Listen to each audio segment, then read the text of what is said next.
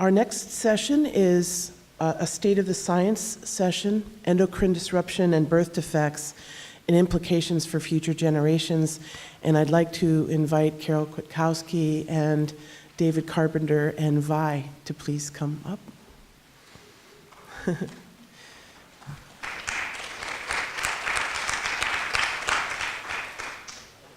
And as they're doing that, I'll introduce them to save just a little bit of time. My dear friend Carol is here in Alaska, and so happy to see her. We were fellows together at the University of California Program on Reproductive Health and the Environment, along with Katie Huffling, so it's a bit of a reunion for us. Carol is the executive director of the Endocrine Disruption Exchange and also an assistant professor at the University of California, Boulder. And she has really done so much to bring a good science about the understanding of endocrine disruption, critical windows of development. I'm very excited to hear what you have to say today. Dr. David Carpenter has been a long-term collaborator with us here in Alaska for our work on St. Lawrence Island in understanding the environmental and health concerns of the people, the Yupik people of St. Lawrence Island in the Norton Sound region. And we're so very grateful that he has dedicated so much of his time, mostly for free, to help us out and to do this community-based research. He is the director of the Institute for Health and the Environment at the University at Albany and has a CV that's 10 miles long. So I hope David will tell you a lot more about his work. And Carol and David, we're just so pleased to have you both. And Vi is joining this panel because one of our speakers, Millie, who is going to be on this panel, is not feeling well. So Vi is going to take her place. So thank you all.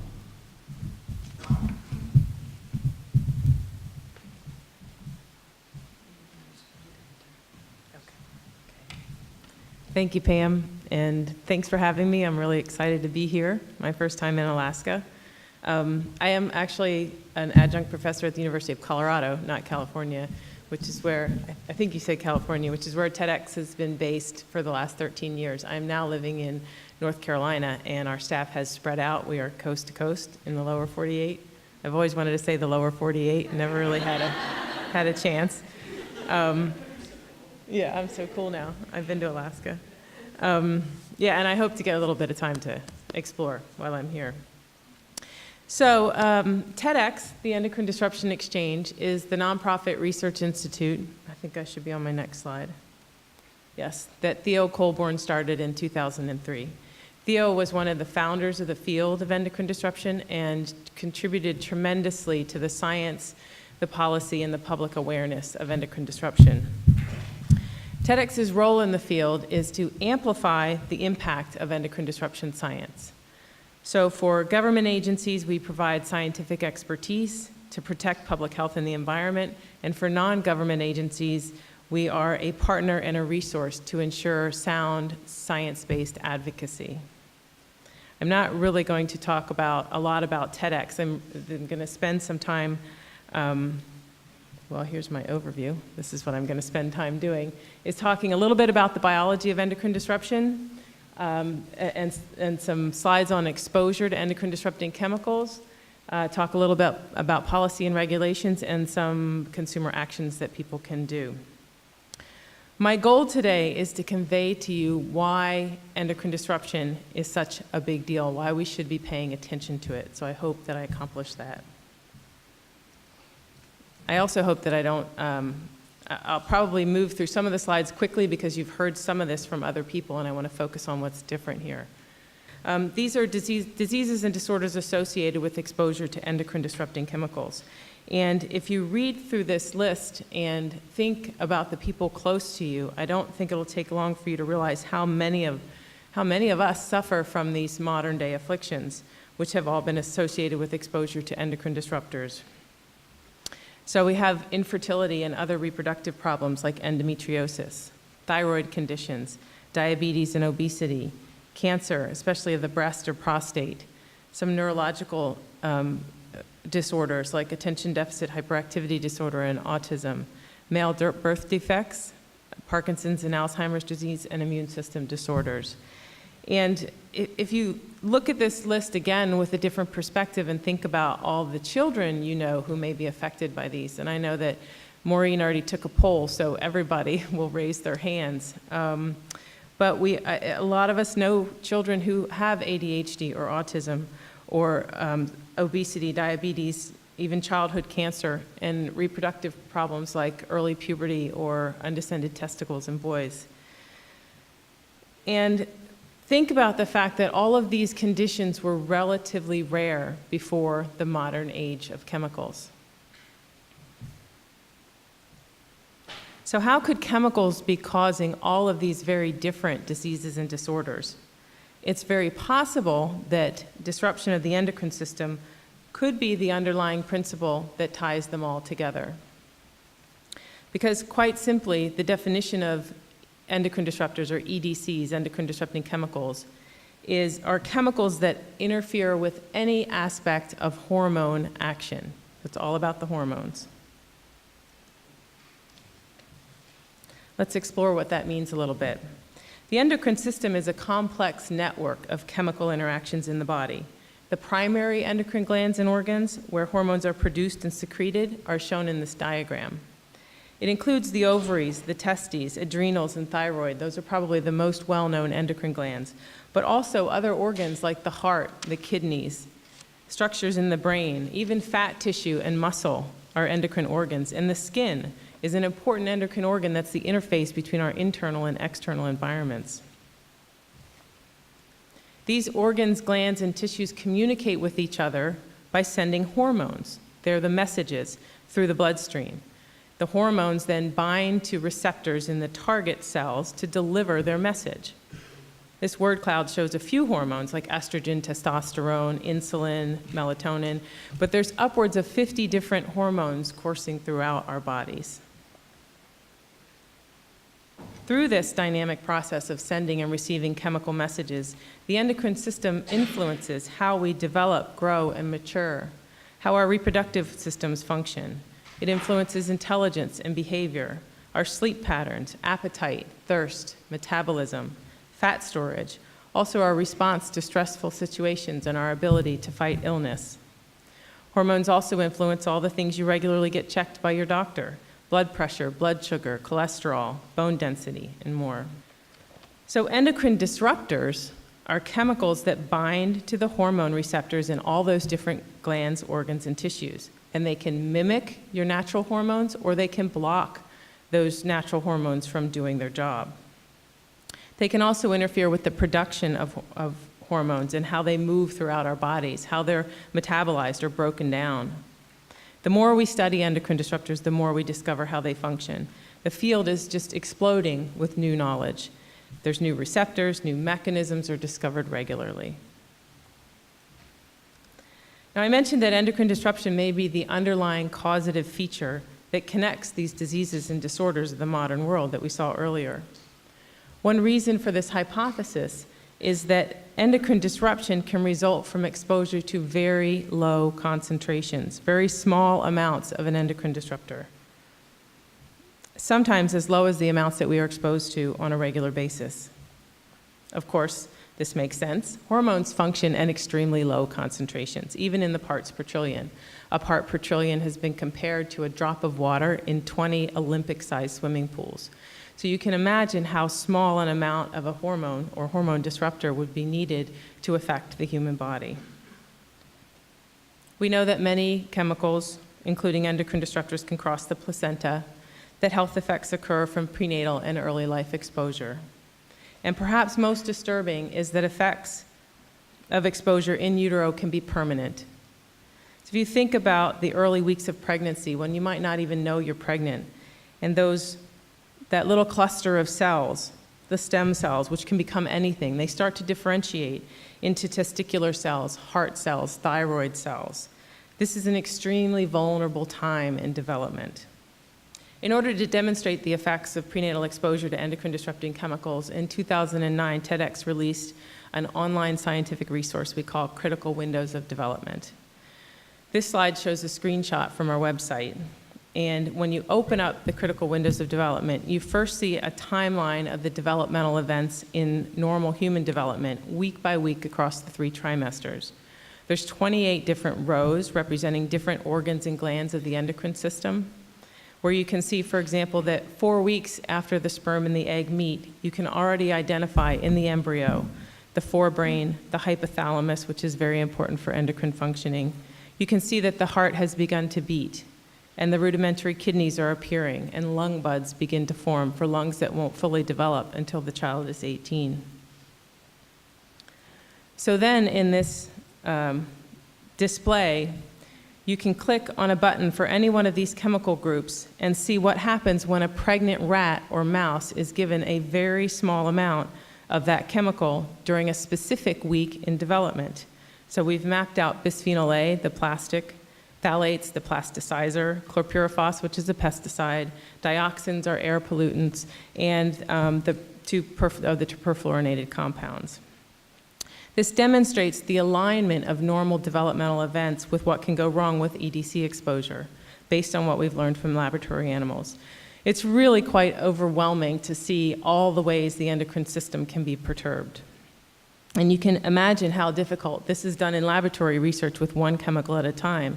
You can imagine how difficult it is to understand these exposures in humans where we're exposed to a mixture of these all the time.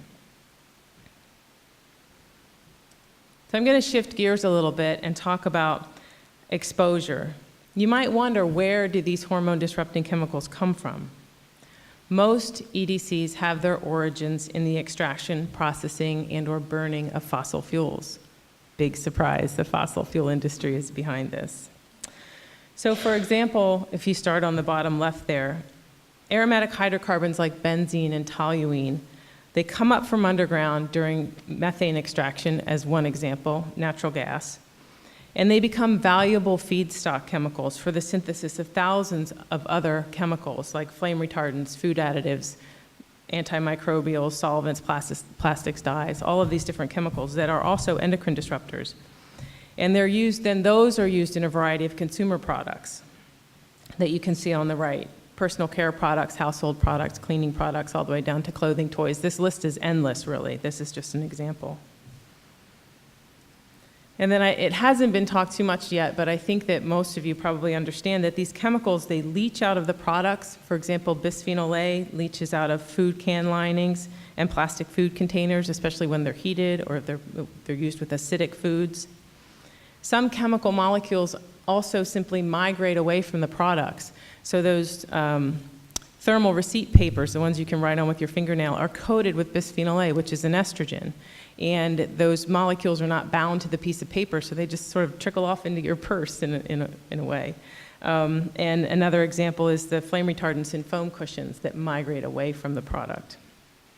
We also unknowingly rub EDCs on our skin in cosmetics and sunscreens. We even get them injected into us when if we're in the hospital using medical equipment like fluid bags and tubing.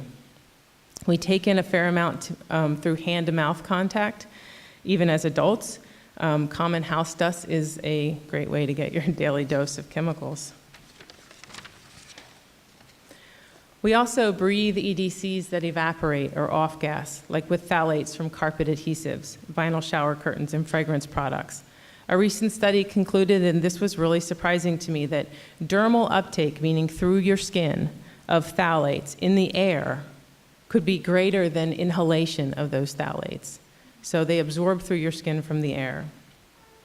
It's also true that air concentrations of many different chemicals are higher indoors than outdoors due to off-gassing from common products. So we know EDCs are in our air, our water, our soil, they're in dust. They're also in many wildlife species, including bald eagles and beluga whales, herring gulls, who show reproductive effects, hormone and behavioral changes. There are also intersex fish you might have heard about in municipal wastewater, male frogs with ovaries, and deer in Montana and Alaska with undescended testicles. EDCs have been found, as you've seen, chemicals like EDCs in every person tested. They're in blood, urine, stool, saliva, tears, pretty much any bodily fluid you can think of, including umbilical cord blood and the meconium of newborn babies. Some EDCs remain in the body for years, others are excreted relatively quickly. And I want to talk a little bit in particular about children. So the average concentrations of EDCs are typically higher in children than in adults. And I think that we have heard this from other people because they spend more time close to the ground, they have more hand-to-mouth contact, they don't process chemicals the way adults do, and they're also born pre-polluted with chemicals. In one biomonitoring study, as many as 232 chemicals were found in the umbilical cord blood of minority children. I hope I've been, up to this point, successful at conveying to you the importance of endocrine disruption to children's health. Just a few weeks ago, there was a meeting in Washington, D.C. The National Institute of Environmental Health Sciences hosted the 25th anniversary of endocrine disruption science. And much of that research over the last 25 years has been funded by NIEHS and has contributed to this wealth of knowledge that's been developed. But at this point, as Maureen said, the science is clear. Scientists will continue to study this, but we know enough information now that we should be able to take action. We know these chemicals are widespread in the environment. We know they're impacting the health of wildlife and humans, and that exposure is particularly damaging during in utero and early life development. Unfortunately, as you well know, regulations have not kept up. We still have little to no meaningful regulation of bisphenol A or any other chemical for its endocrine disrupting properties. Recently, the FDA, after 44 years, decided to get triclosan out of hand soaps, but it's still allowed to be in toothpaste. Phthalates, a widely used component in plastics and fragrances, is regulated in some children's products, but not in products that pregnant women use. And the new TSCA reform bill that was mentioned earlier, that was signed into law this summer, it doesn't even mention the word endocrine. So this is not really progress. We still don't have pre-market testing. Pharmaceutical drugs are thoroughly tested before being sold to consumers. There's nothing like that for environmental health chemicals or environmental chemicals. One more slide of bad news. So this leads to a situation in which chemicals that are under scrutiny for their endocrine disrupting properties are being replaced by chemicals that we know very little about, starting that cycle of science all over again. It's a phenomenon you might hear referred to as regrettable substitution. For example, some manufacturers have taken BPA out of products, but replaced it with BPS. If you look at the bisphenol A is on the left, the molecular structure there, and on the top right is bisphenol F. You'd think that it'd be pretty obvious that it might have similar effects. In the anniversary meeting a few weeks ago, this was referred to as chemical whack-a-mole because you knock one down and another one comes right back up. Chemical manufacturers are also insisting that in order to call a chemical an endocrine disruptor, we have to understand the biological mechanisms by which it exerts its effects. And this is unprecedented in other chemical regulations. We've regulated carcinogens long before we really understood how they worked. The same thing with lead. We were able to take it out of some products and change people's lives without understanding how it caused neurodevelopmental effects. So it's critical that we begin operating under the precautionary principle. And it's been alluded to at this meeting. I hear it mentioned in a lot of places, but I think it's important to read it and really feel the impact of it. It's a powerful statement. Where there are threats of serious or irreversible damage, which I hope I've demonstrated, lack of full scientific certainty shall not be used as a reason for postponing cost-effective measures to prevent environmental degradation.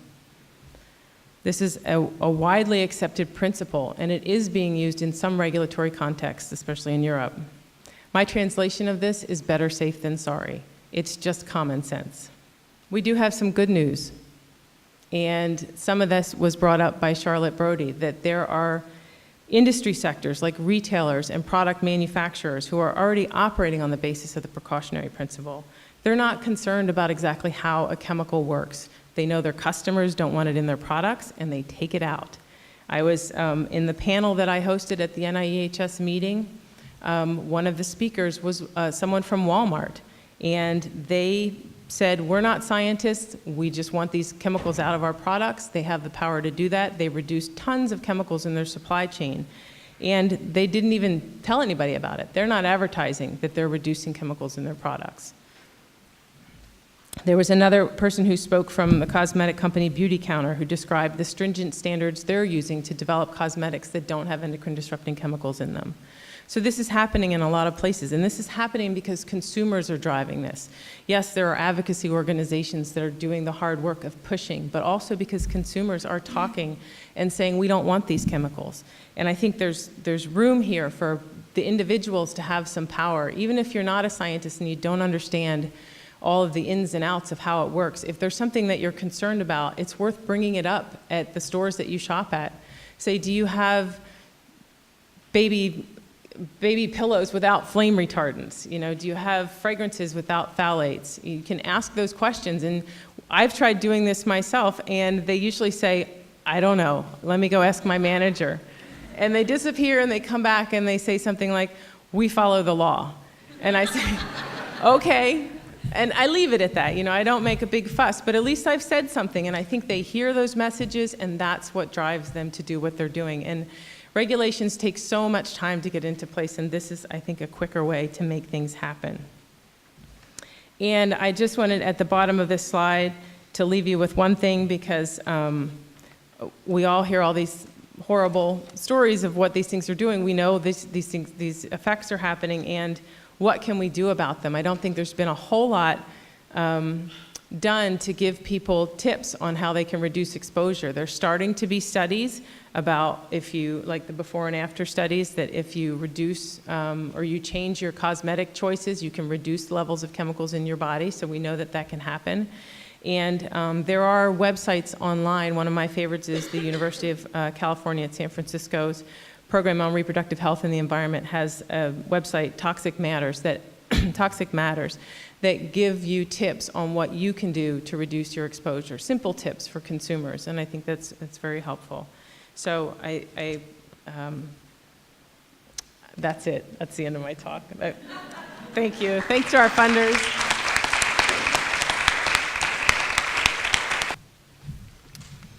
Well, Pam asked me to talk about endocrine disruptors and birth defects, and I prepared a great talk on endocrine disruptors and birth defects. And then I got an email from her yesterday morning, and the email had some data about birth defects in Alaska, and it turned out that what I had prepared was not really what is most interesting. So you're going to get a change of what I originally prepared, and if it doesn't all flow together too well, it's her fault. But I think it may actually be more interesting. Birth defects from endocrine disruptors is usually considered to be birth defects of the male and female reproductive system. I don't mean to imply that these are unimportant, but I think we're talking about endocrine disruptors in a broader sense, and so that's really what I want to deal with. All right, so the first thing is what cause birth defects?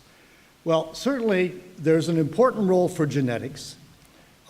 We know that because mutations will increase the risk of birth defects.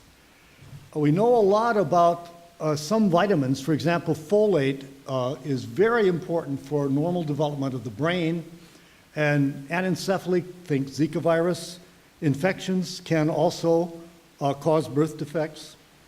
Mutagenic chemicals, anything that causes cancer is likely also to cause birth defects. Excessive alcohol and tobacco use are well known to cause birth defects, and certainly endocrine disruptive chemicals. Again, we think of birth defects of the male and female reproductive system.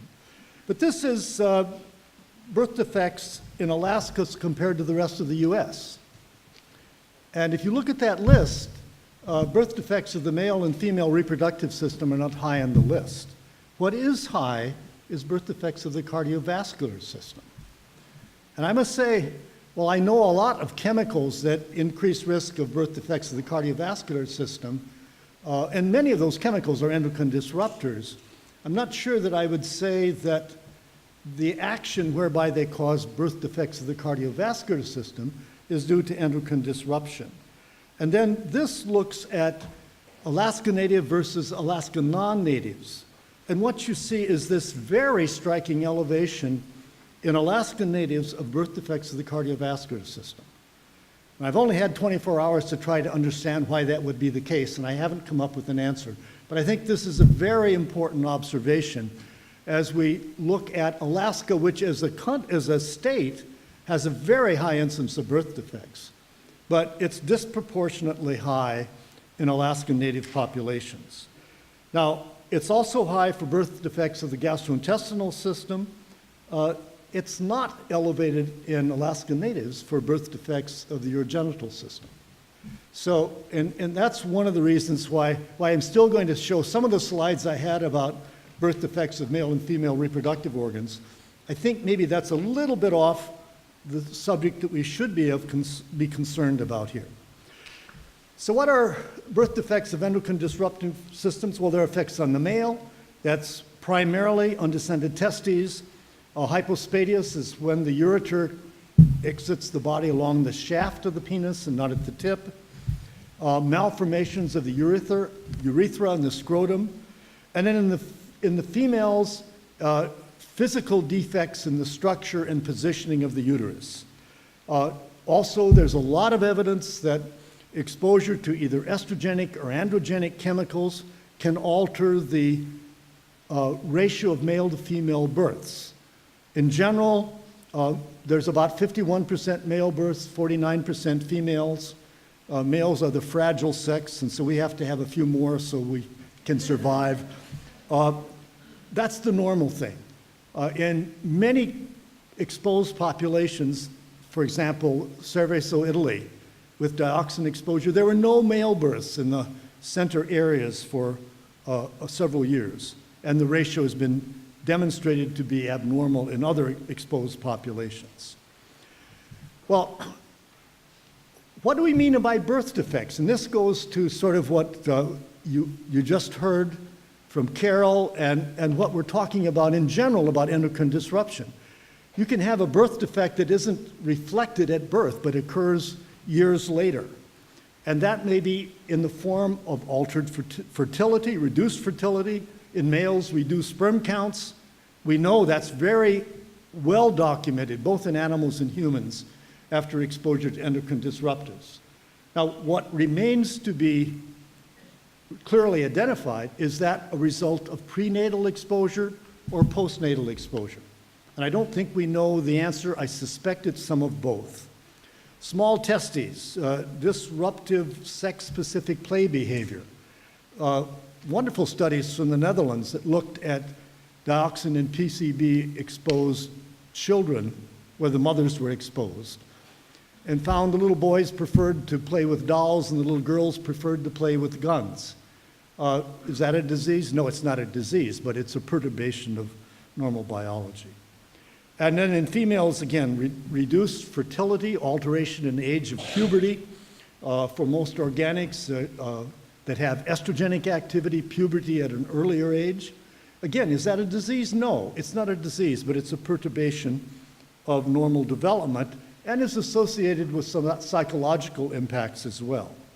Abnormal menstrual cycles, I'll talk a little more later about some of our studies on that, and again, disrupted play behavior. Now, in terms of major birth defects, neurotube defects are really very important. They're one of the most common birth defects. Everyone's aware of Zika and what that's doing for microcephaly or anencephaly, but there's a lot of evidence that dioxins, PCBs, PAHs, chlorinated pesticides increase the risk of neurotube defects, which is anencephaly, cleft lip, cleft palate, spina bifida. Now, are those through endocrine disruptive actions? I don't think so. But these are endocrine disruptive chemicals. And that makes another important point that I want to make, that just because a chemical has endocrine disruptive activities doesn't mean it doesn't have a dozen other activities. And so we've got to get past the point thinking that every bad chemical only does one bad thing or operates only through one bad mechanism, because that simply is not true.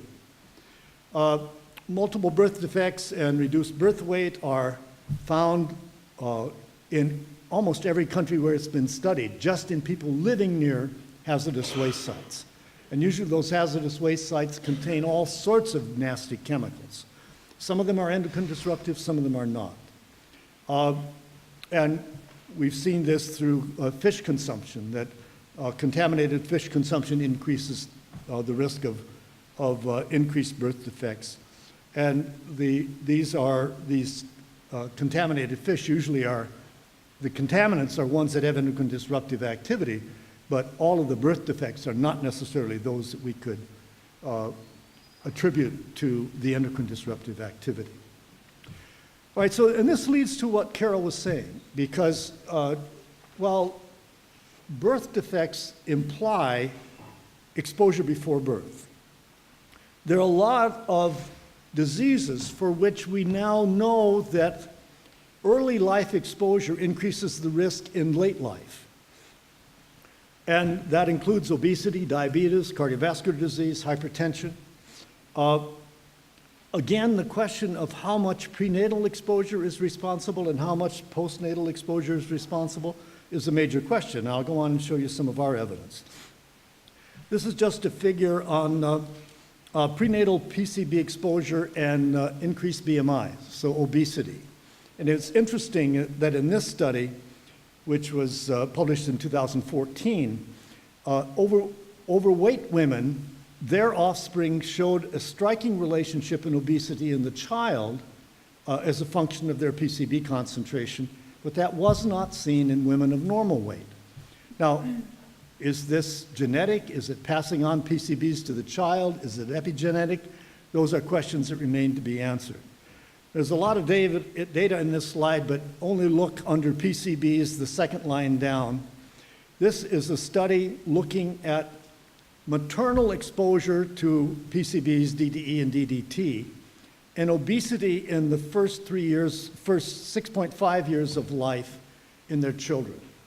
And there's a whole pile of evidence now that maternal exposure to various contaminants increases the risk of childhood obesity. There are a lot of confounders, what the diet is and everything. I wrote a wonderful grant to study this. It didn't get funded, but that's the way it is with some of the best grants I've ever written. Let me tell you about some of the studies we've done that are relevant to this. Now, they're not really relevant to birth defects, but they're relevant to these health effects of various contaminants. For the last 30 years, I've worked with the Mohawk Nation at Akwesasne at the New York-Canadian border. And we've studied, we've taken blood samples, we've got medical histories, drug histories, pharmaceutical history, and we've taken bloods for clinical chemistries for PCBs and 3 pesticides. This population has a high rate of obesity, and when we looked at the association by tertile of PCBs and DDE, we found strong associations, strong elevations in obesity, in diabetes, in relation to their current serum PCB level. The next question, though, was PCBs are a mixture of 209 different chemicals, and they don't all act exactly the same. So our most recent study was which of those PCBs are really responsible? And I don't have time to show all of the results, but let me show you the results in the punchline. PCBs contain anywhere from 1 chlorine to 10 chlorines. Those PCBs that only have a few chlorines are actually relatively rapidly metabolized in our body, but they're also much more water-soluble and much more volatile than those that have a lot of chlorines. So if you ate a contaminated fish for dinner last night, you got those PCBs with a lot of chlorines. And they're going to stay in your body for a long time, and that's what most of us have been measuring all these years. But if you look at this plot, the association with diabetes was 5-fold for PCBs that had no more than 4 chlorines. Now, these are not the ones that are very persistent.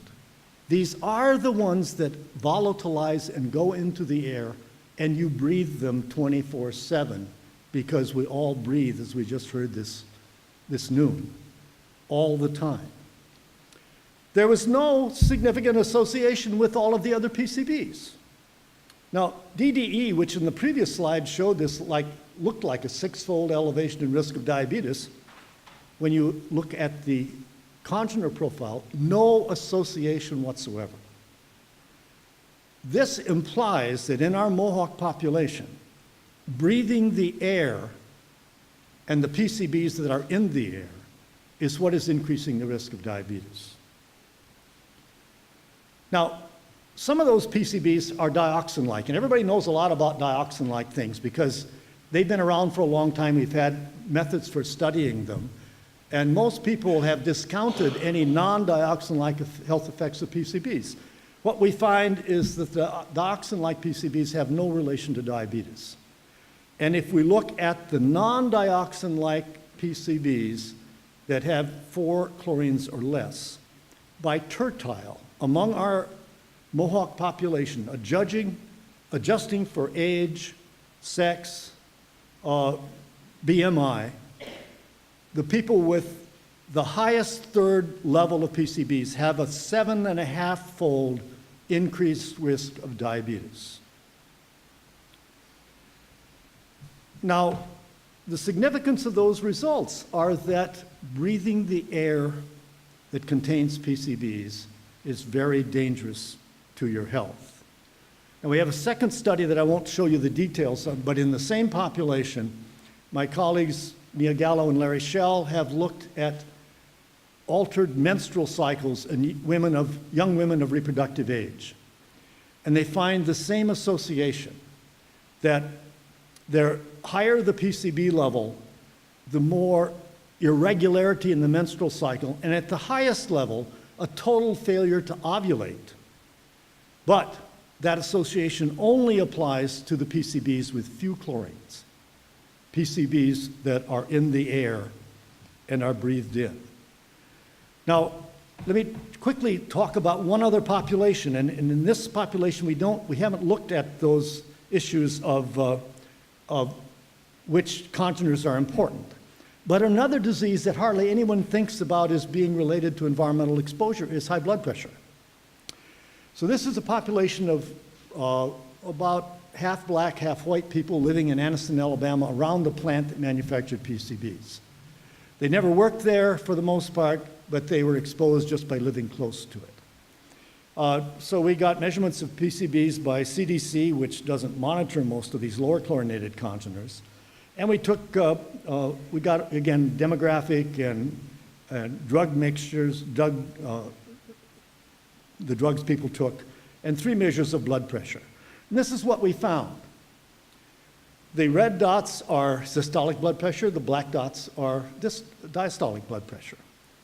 What you see there is a significant linear relation between blood pressure and your serum PCB levels. Now, the dashed lines show the boundaries traditionally set for being hypertensive. And you see, well, again, pay only attention to the second column on your right, but by tertile, there is greater than 5-fold increase of having both systolic and diastolic hypertension if your PCBs are in the top tertile in this population. And as I showed you in that previous slide, even in the range of normal blood pressure, your PCB level is influencing your blood pressure. Well, I think the one really important insight for me is this issue of inhalation of PCBs. And let me expand a little bit about the other implications of that. For a number of years, I've looked at diseases people have if they live near a hazardous waste site. We have a good listing of hazardous waste sites in New York. We also have a good registry. So if you go into the hospital when you're discharged, that hospital must report to the state health department every disease you have. We find living near a waste site that has PCBs increases the risk of diabetes, of hypertension, of cardiovascular disease, of stroke, of asthma, of respiratory infections. Almost all the things you've heard about today, of COPD. Now, just living by a waste site, what's the route of exposure? It's got to be inhalation. So what our studies with the Mohawks confirms is, yes, inhalation of PCBs increases risk of diabetes. What about inhalation of PCBs for all of us in our environment? Well, there's an enormous amount of interest right now in PCBs in schools. And PCBs were used as a solvent for caulk that was put around the windows in almost every building constructed before 1975. And 75% of the schools in New York City have PCB-containing caulk. We've had major issues in Hartford, in Malibu, California. PCBs, in addition to the diseases I've mentioned, reduce IQ. And they are as effective as lead in reducing IQ. The last thing you want to have in a school is kids breathing the air that's going to reduce IQ. But it isn't just the schools. It's every home, every office building, every academic center that was constructed in that period likely has PCBs volatilizing off this old caulk and everybody in the room breathing it. So we have not at all solved this problem. It's very expensive to remediate these buildings, and for the most part, that's not being done. So that's not a happy story, but the conclusion is it's dangerous to live near a hazardous waste site that contains PCBs. It's dangerous to be in a building and breathe the air that contains PCBs. And I don't see any major solution in the short term. Thank you, and I'm sorry to leave you with such a pessimistic message.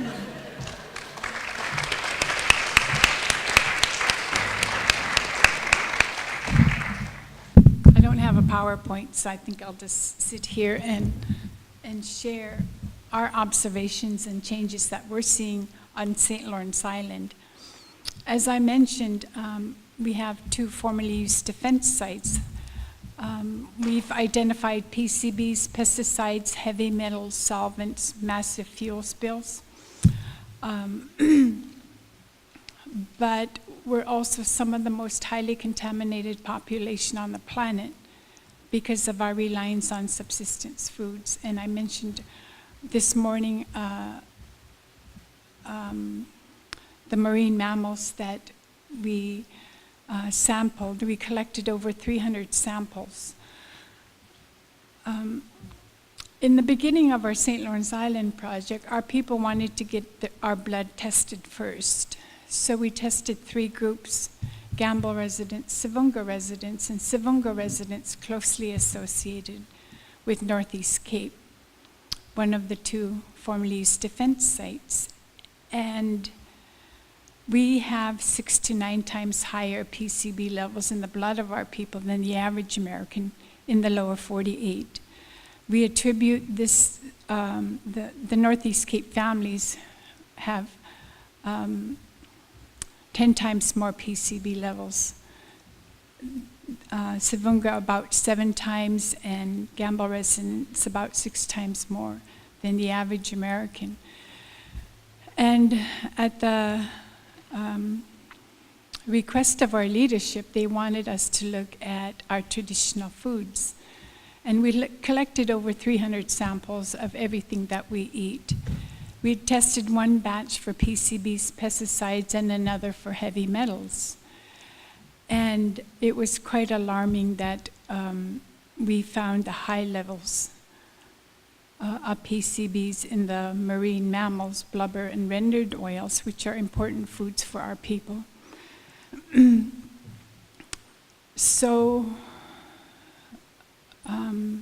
the other current grant that we got from NIEHS, we looked at flame retardants, PBDEs, but we also looked at perfluorinated compounds. This is a grant that just ended.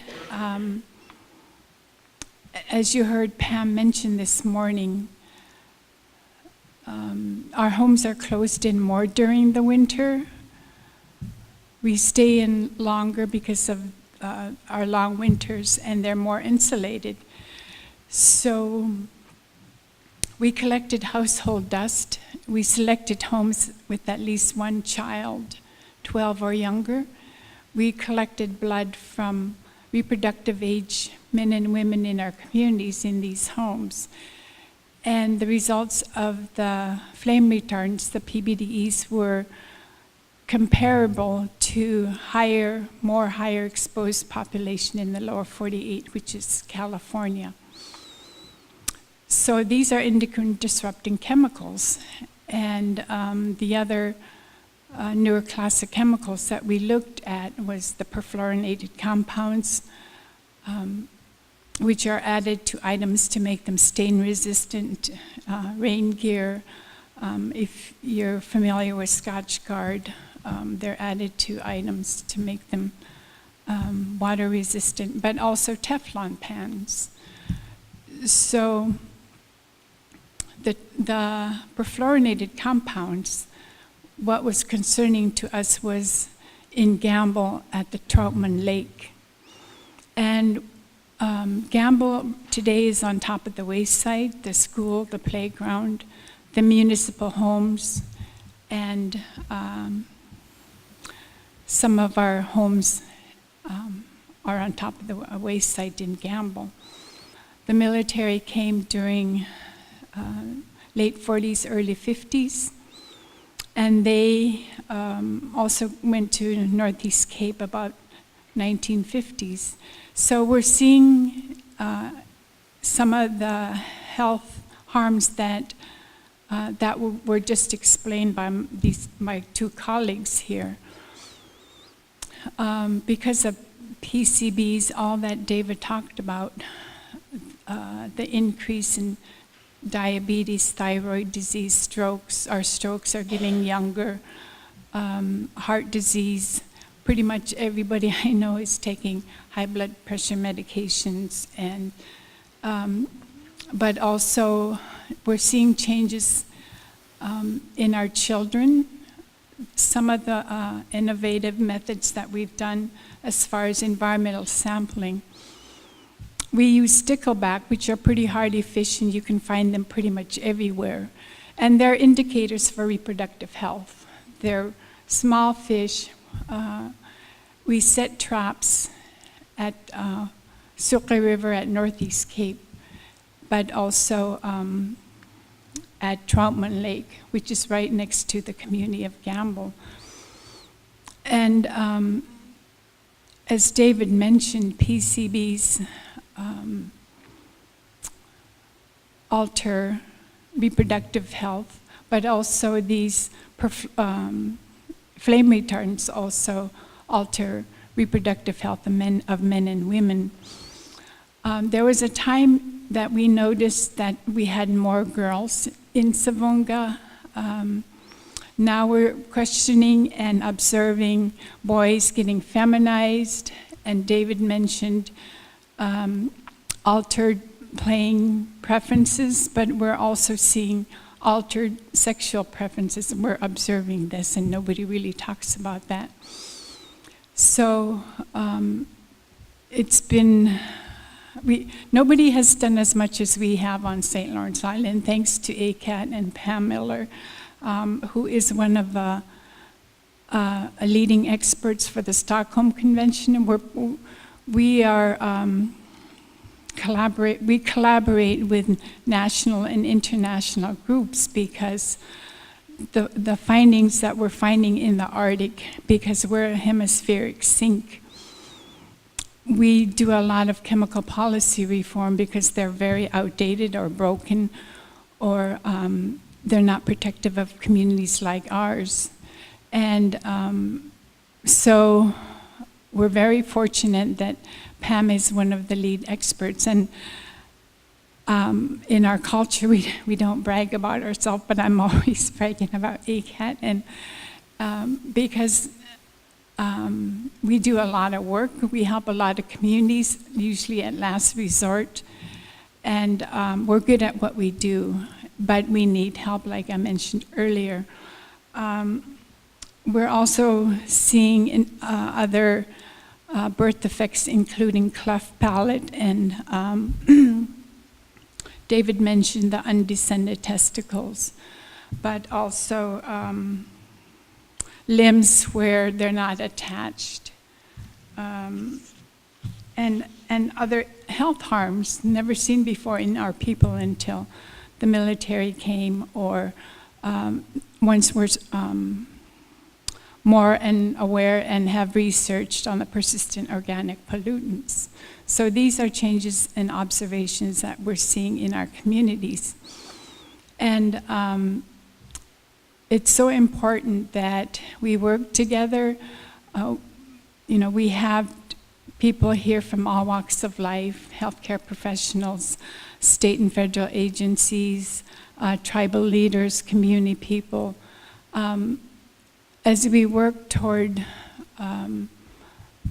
as a work group, we're going to have work groups here. It's so important because our children are our future generations. And as I mentioned, help is not coming for our generation. However, we honor our children and our elders in our communities. It's so important that, as I mentioned, you heard about learning and developmental disabilities that we're seeing. This is threatening not only our population, but our culture and way of life. So as we work on these work group members, it's important that we work together. We have different backgrounds, we have different levels of knowledge. However, it's so important that we work together. I can't stress that enough, because how can our people continue to live a lifestyle like we have for many, many generations with the utmost respect for our environment? We are connected to our lands and waters spiritually, culturally, and traditionally, a way of life that we've lived for many, many generations. And so some of the changes that David mentioned, and also my colleague here, are differences that we're seeing. We're questioning what is the source. We need more funding to find these answers. And so when we go into work groups, we're going to have questions of, what's happening in our communities? How can we improve the environment for our children, whether it's in our homes? We're bringing items into our homes. We don't know that they're toxic. I had no idea about toxic chemical exposures until I started working for ACAT. And this work is so personal.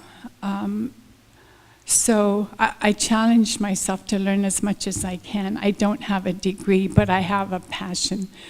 And there was a time I used to be terrified to speak in front of groups, but I challenged myself. And now, you can't shut me up, whether it's on an airplane, or, in that checkout line at the store. Every opportunity to educate people at the clinic, everywhere and anywhere, because we need help. And these multinational corporations have far reach. But our power is our voice, and that's why it's important that we share and tell our stories, because it's so important that we put measures in place to protect our children's health and well-being and our future generations. Thank you.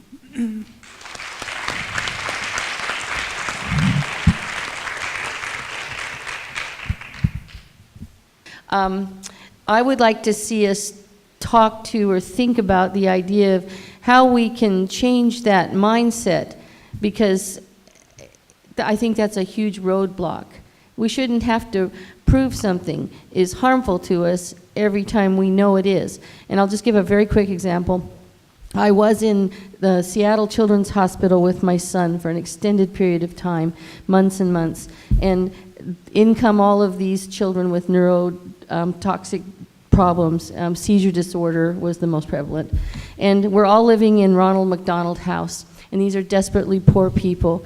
So I buy the food and they cook the food, and we're collaborating and being one family.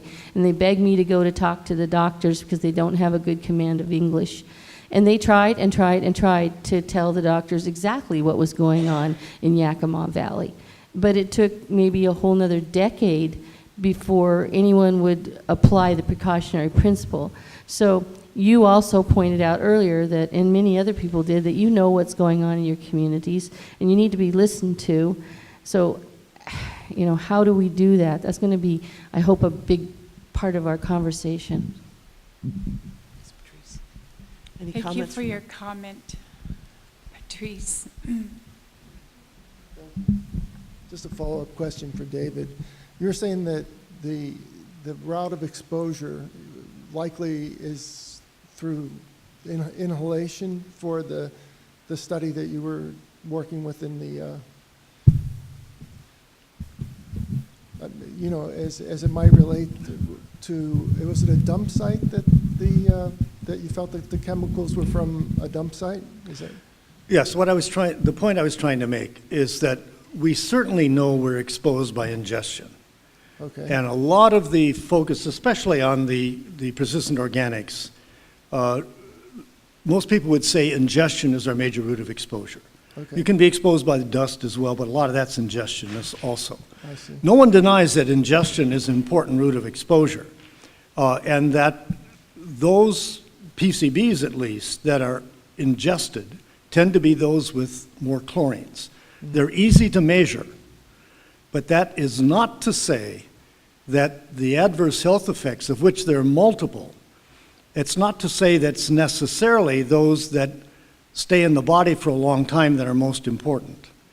It may be, at least in the case of these menstrual irregularities and adult diabetes, our evidence strongly suggests that breathing in PCB congeners is a more important route of exposure, and that they probably don't stay in the body so long, so therefore they've not been quantitated in the same way that the PCBs that are in the contaminated fish or the Big Mac you had for dinner last night.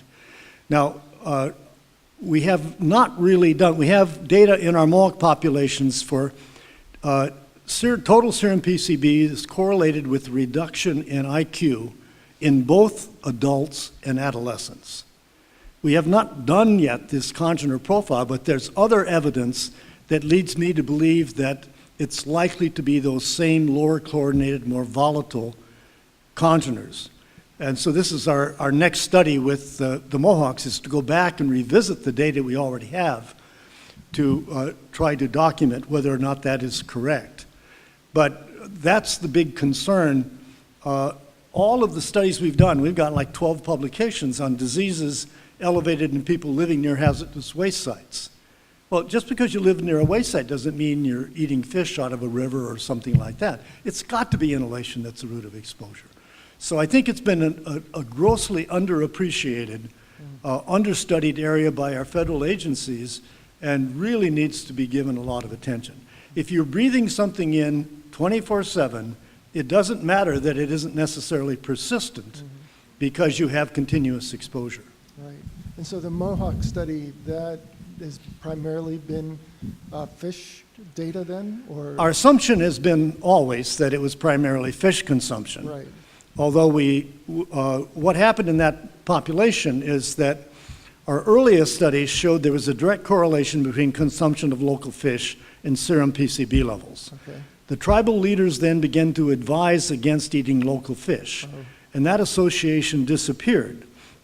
But we've still been proceeding under the assumption that it's total PCBs that are important until these studies. So I think this has been a revelation to us that we may have been using the wrong rubric as we documented associations between exposure and disease. Right.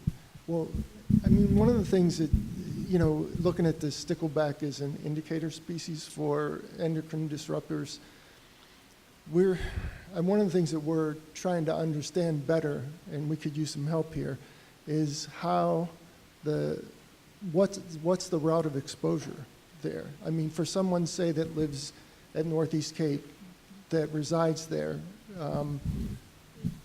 what's the route of exposure? If it's in the stickleback and the stickleback isn't a fish that's consumed, how is it that we're concerned about that?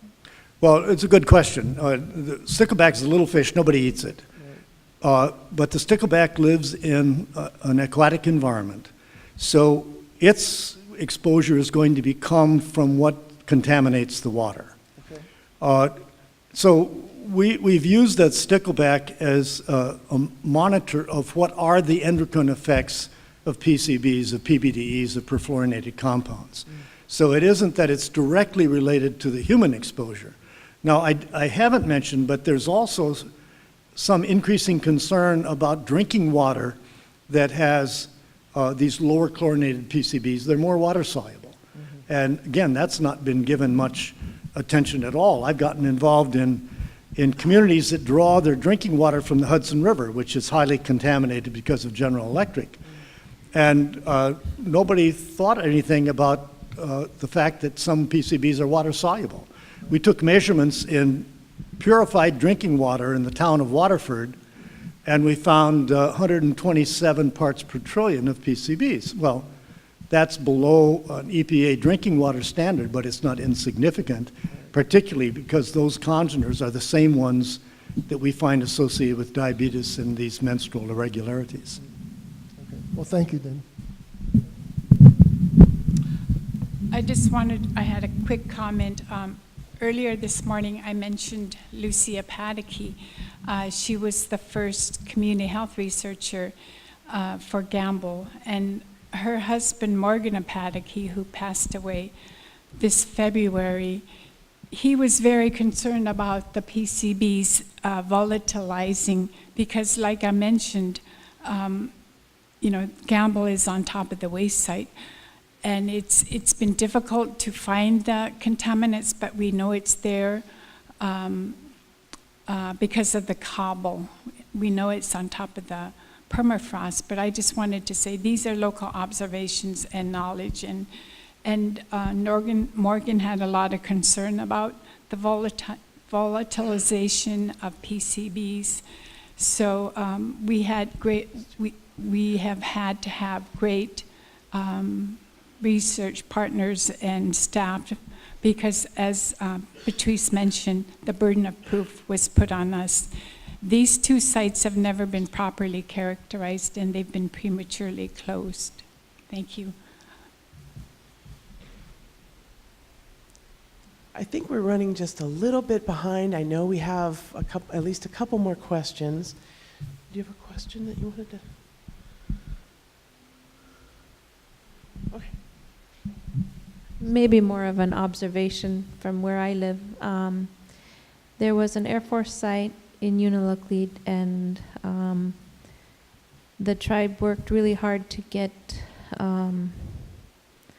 the U.S. government to clean it up, and they've hauled thousands and thousands and thousands of pounds and spent billions of dollars to remove gravel and bring it to, put them on barges and bring them to someplace near Washington. Isn't it just moving the, making more people sick? I mean, I don't really understand. This is all fascinating, and also the tribe is very active where I live, and we were told not to gather edible greens or berries from certain areas that we stay away from where the U.S. Army had the Air Force site, and I guess I haven't really looked into why they brought those chemicals to our lands. I don't. Maybe maybe that's some research I have to do on my own. Well, let me answer that quickly. You ask a very good question because it's extremely difficult and expensive to destroy most of these chemicals. The only way you can destroy PCBs is by burning the soil at very high temperature, and that destroys all organic material. So what is done currently in the most efficient fashion is to cart them off someplace to a secure landfill that's lined at the bottom, lined at the top, covered with a soil layer. And the idea is that they will stay there forever. They will not decrease in amount ever. And 100 years from now, when someone decides to build a house on top of that little hill, They're all going to be there. So we really have some major problems with how we get rid of contaminants even when we know they're there. The obvious solution is don't contaminate the world in the first place. But we still have to deal with what we have. And unfortunately, removal and landfilling in secure landfills is the current state of the art. Do you know why they brought them to our land? I don't know.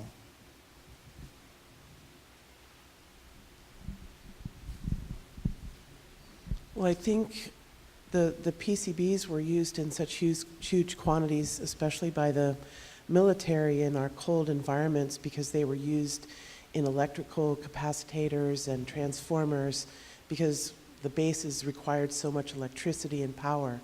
So that's what the PCBs were most used for in all of the bases across the circumpolar Arctic.